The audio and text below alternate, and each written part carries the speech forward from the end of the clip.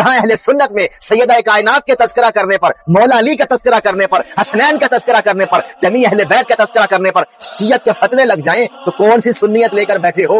جہاں اہل سنت میں یہ رویے پائی جائیں تو بھائی ہم مولائی ہیں، ہم تفضیلی ہیں، ہم ایسی سنیت سے اعلان برات کرتے ہیں، لے کر جاؤ اپنی سنیت۔ اس طرح کے آپ کو مارکیٹ میں بہت سے لوگ مل جائیں گے جو اہل سنت کے بارے میں لوگوں کے دلوں میں نفرت ڈالتے ہیں، لوگوں کے ذہنوں کو خراب کرتے ہیں، حقیقت حال کا الٹ بیان کرتے ہیں۔ ارے سنو، اہل سنت وہ ہیں کہ جو صحابہ اور اہل بیت دونوں کا احترام کرنے والے، دونوں سے محبت کرنے والے اور ان کی محبت کو اپنی کامیابی کا ذریعہ سمجھنے والے ہیں۔ تم نے اعلیٰ حضرت کا شعر نہیں سنا کہ اہل سنت کا ہے بیڑا پار، اصحاب حضور نجم ہے اور ناؤ ہے اطرت رسول اللہ کی، کیونکہ صحابہ کرام علیہم رضوان کی نسبت بھی نبی پاک علیہ السلام سے ہے اور اہل بیت کی نسبت نبی پاک علیہ السلام سے ہے۔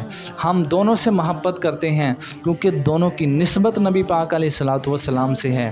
ارے سنو، نبی پاک علیہ السلام نے صحابہ کرام کے بارے میں فرمایا اصحابی کالنجوم، کہ میرے صحابہ ستاروں کی مانند ہیں، تم ان میں سے جس کی بھی پیروی کرو گے ہدایت پا جاؤ گے۔ اور اہل بیت کے بارے میں فرمایا کہ میرے اہل بیت کی مثال کشتی نوح کی طرح ہے، جو اس میں بیٹھا سوار ہوا وہ نجات پا گیا۔ تو اہل سنت وہ لوگ ہیں کہ جن کے پاس نجم بھی ہے، ناؤ بھی ہے، اس لیے ان کی نجات بھی پکی ہے۔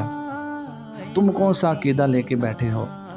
تم اہل بیت کی محبت میں صحابہ کرام کو برا بھلا کہتے ہو، ان کی گستاخیاں کرتے ہو، یہ ہے تمہاری اہل بیت سے محبت؟